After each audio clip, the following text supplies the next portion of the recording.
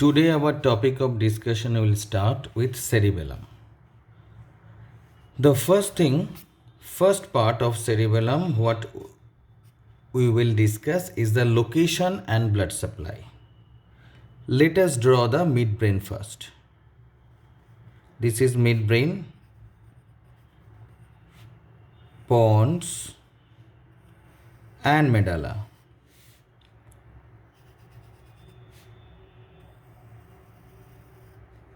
Cerebellum is located in the posterior cranial fossa. Cerebellum is located in the posterior cranial fossa and it is demarcated by tentorium cerebelli from the cerebrum. So here is the occipital fossa of the cerebrum, then tentorium cerebelli, and beneath the tentorium cerebelli we get the cerebellum. This one midbrain, up to this part is midbrain, this part is pons, and lower that we had the medulla. So cerebellum is located behind them. Cerebellum is connected by the midbrain with a structure known as cerebellar peduncle. It is connected with the medulla. This is also known as cerebellar peduncle, and it is also connected with the pons, which is also known as cerebellar peduncle. So there are basically three cerebellar peduncles. With one peduncle, the cerebellum is connected with the midbrain. With one peduncle, the cerebellum is connected with the pons. With another peduncle, cerebellum is connected with the medulla. So this one, superior cerebellar peduncle, this is middle cerebellar peduncle, and this is inferior cerebellar peduncle.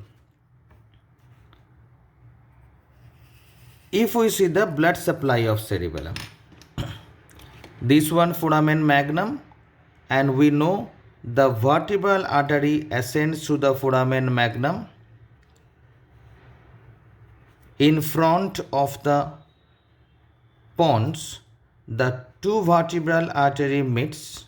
If this is the vertebral artery of this side and this is the vertebral artery of opposite side, in front of the pons, two vertebral artery meets and they makes the basilar artery. This basilar artery ascends up and further bifurcates in posterior cerebral arteries. Bifurcates in posterior cerebral artery.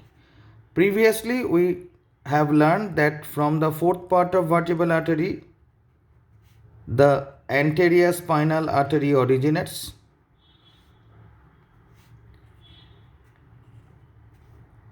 And also the posterior spinal artery originates. So there are two posterior spinal arteries and this is one anterior spinal artery. Now for the cerebellum, we can divide the cerebellum in upper half and lower half. This lower part, it is also divided in anterior half and posterior half. From the fourth part of vertebral artery, the posterior half is supplied. So this one is superior half of the cerebellum. This is inferior part of the cerebellum. Again, inferior part, it has an anterior half and the posterior half. From the fourth part of vertebral artery, directly the posterior part is supplied. From the basilar artery, the superior part is supplied as well as the anterior portion of inferior half is supplied. So three major cerebellar arteries. Ki naam debo? This one, the superior one, this is simple known as superior cerebellar artery. Superior cerebellar artery. This one, it is known as inferior cerebellar artery, and this one will also be known as inferior cerebellar artery. One supplies the anterior part of the inferior portion. So this is anteroinferior cerebellar artery, and this is the posterior-inferior cerebellar artery. So three arteries: superior cerebellar artery from the basilar artery, anteroinferior cerebellar artery branch of basilar artery, posterior-inferior cerebellar artery. It is the branch of the fourth part of vertebral artery. Good. Now the lobes of cerebellum. Cerebellum is basically butterfly shaped. Onekta dekhte. It has the median vermis and the lateral wings. It has the median vermis and lateral wings. We can draw the median vermis, this upper end and lower end of the median vermis. This upper end, this part is known as lingula.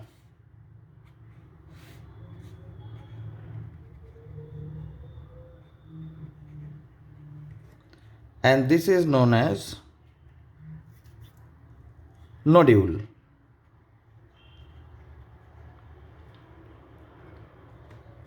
The nodule has lateral extension.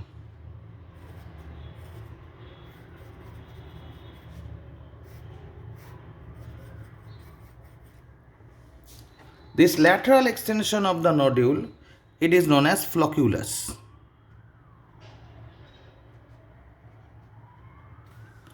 So together this flocculus and nodule are known as flocculonodular loop.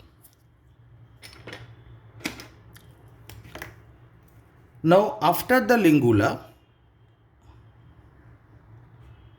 central lobe or central lobule, culmen. Two. One is central lobule,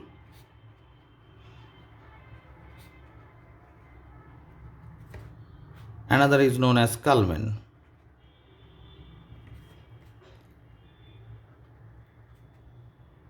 Above the nodule, there are two: uvula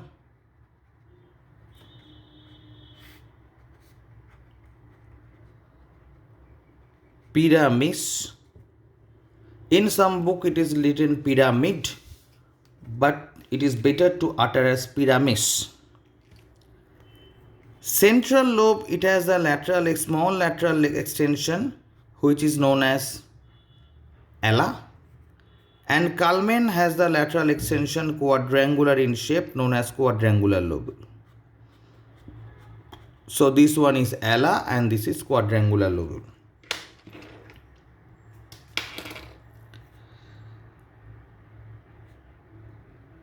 Now 3.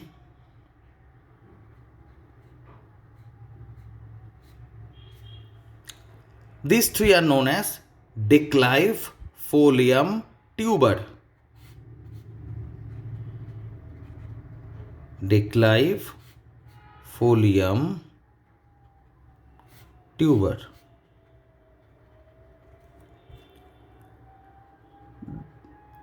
Declive has an extension, a simple lobe known as lobulus simplex, a very simple lobe known as lobulus simplex.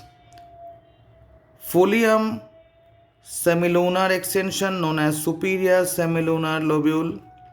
Tuber has a semilunar extension known as inferior semilunar lobule.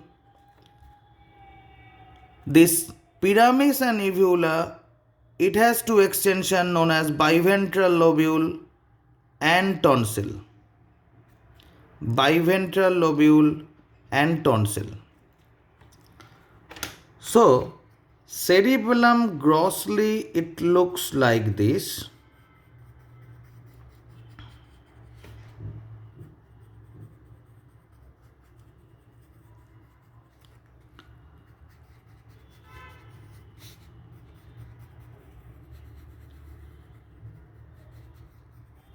Grossly cerebellum looks like this. I have used 3 different colors. These three different colors have different significance. The green color part, one I have used green color, another I have used the brown color, another I have used the blue color. The green color part, it is morphologically it is ancient. This is the most ancient, and this part of cerebellum takes care for maintenance of equilibrium. So this is known as vestibulocerebellum. This portion is known as vestibulocerebellum. This is very ancient part. It has developed in fishes and amphibians. Later on, when the amphibia reptile it has came, the added portion or further modern portion develops. Who is responsible for maintenance of muscle tone?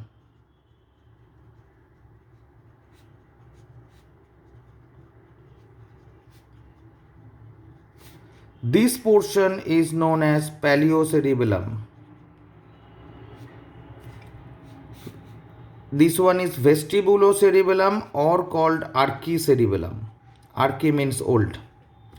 This is paleocerebellum, or this part is related with the spinal cord known as spinocerebellum.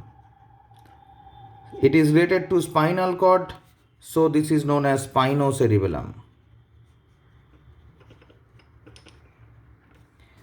And the blue part, most modern part, highly developed in human. This is responsible for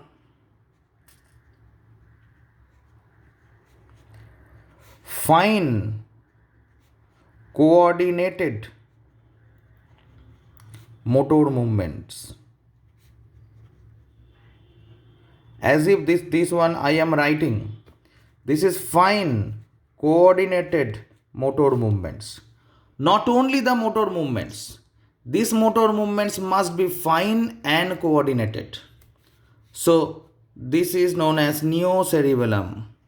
Absolutely the new one, the neocerebellum, or it is also called cerebrocerebellum.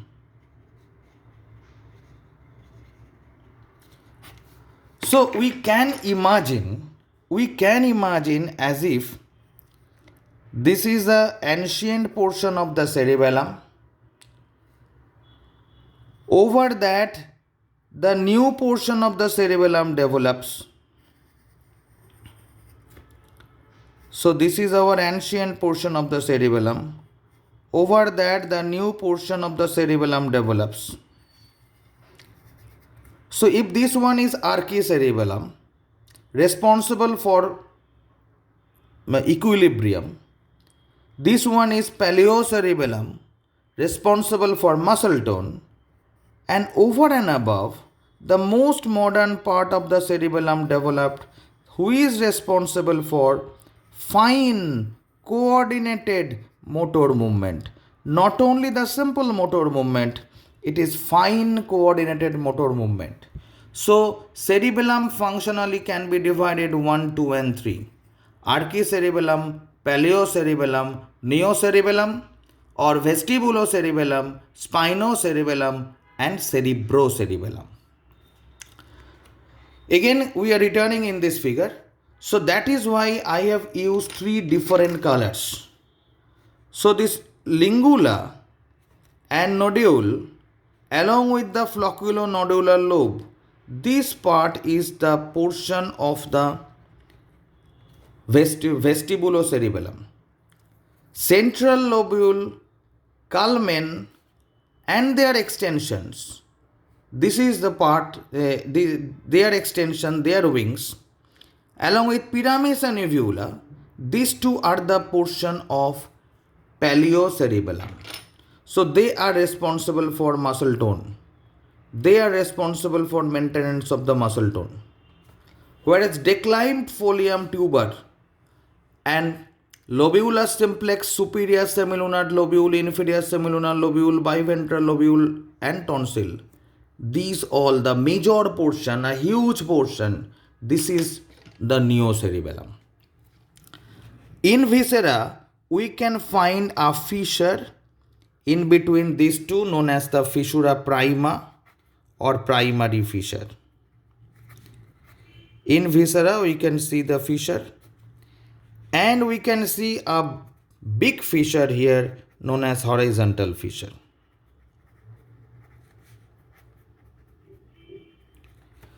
So primary fissure, it demarcates the paleocerebellum with neocerebellum. But horizontal fissure, it is present due to the making of the semilunar lobules. We call it, above the horizontal fissure, it is a superior surface of cerebellum. Below the horizontal fissure, this is the inferior surface of cerebellum. So this one is superior surface, this one is inferior surface. In respect to primary fissure, now this one is primary fissure, this is horizontal fissure, and here we get a deep fissure also known as the posterolateral fissure. Posterolateral fissure. So in their respect, we can call it anterior surface of cerebellum,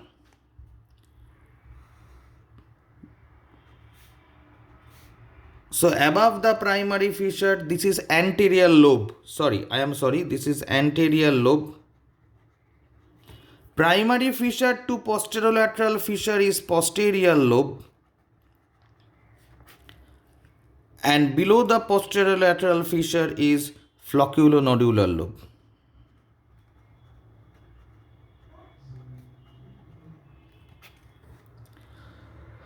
So the surface of the cerebellum, it is justified in respect to the horizontal fissure, superior surface, inferior surface.